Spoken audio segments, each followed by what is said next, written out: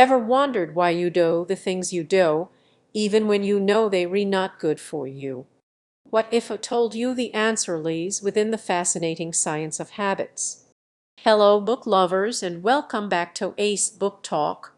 Today, we read diving deep into a book that has transformed the way we understand and harness the power of our daily routines, The Power of Habit by Charles Duhigg. Duhigg, an American journalist and author, isn't a psychologist or habit expert by trade. He brings an investigative journalist's eye to the subject, meticulously researching and weaving together scientific studies, real-world examples, and compelling stories. His strength lies in translating complex scientific concepts into accessible and engaging language for the everyday reader.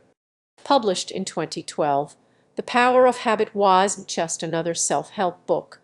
It offered a fresh, scientifically backed perspective on how habits work and how we can change them.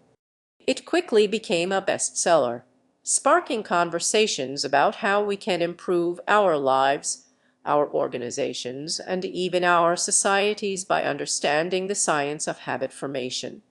The core of The Power of Habit revolves around what Duhigg calls the habit loop. This loop consists of three key components: cue, routine, and reward. The cue is the trigger that initiates a behavior. It could be a time of day, a feeling, a location, or the presence of certain people. The routine is the behavior itself, which can be physical, mental, or emotional.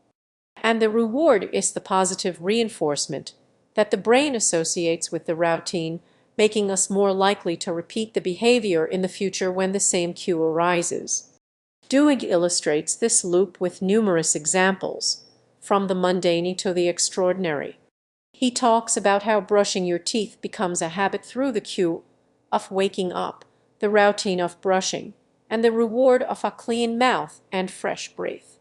He also delves into more complex examples, such as how Procter & Gamble used the habit loop to successfully market Febreze, a product that initially struggled because it didn't fit into any existing consumer habits. They discovered that people craved a sense of completion after cleaning, and Febreze became the perfect reward to signal that the task was done. But understanding the habit loop is only the first step.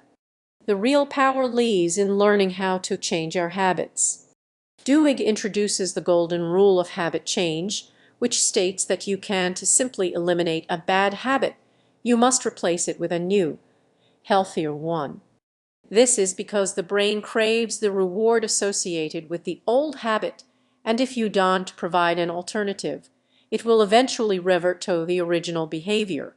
He provides practical strategies for identifying the cues and rewards that drive our habits and for experimenting with different routines to find replacements that satisfy the same cravings. For example, if you have a habit of reaching for a sugary snack when you feel stressed, you could try replacing it with a brisk walk, a cup of herbal tea, or a few minutes of meditation.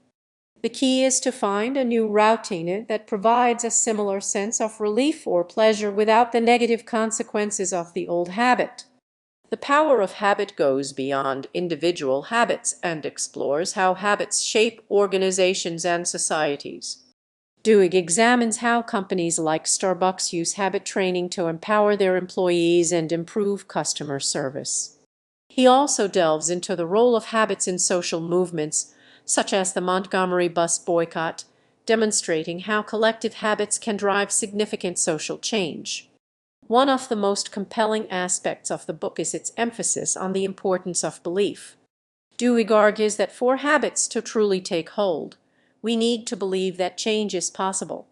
This belief can come from a variety of sources, such as a supportive community, a compelling vision for the future, or a personal experience of success. What can we learn from the power of habit? First, understanding the habit loop empowers us to take control of our daily routines. By identifying the cues and rewards that drive our behavior, we can make conscious choices about how we respond to those triggers. Second, Replacing bad habits with healthier ones is a more effective strategy than simply trying to eliminate them. Third, building strong habits requires experimentation, persistence, and a belief in our ability to change. The book doesn't offer a quick fix, but a framework for long-term personal growth. But a suffer for a grow or a grow.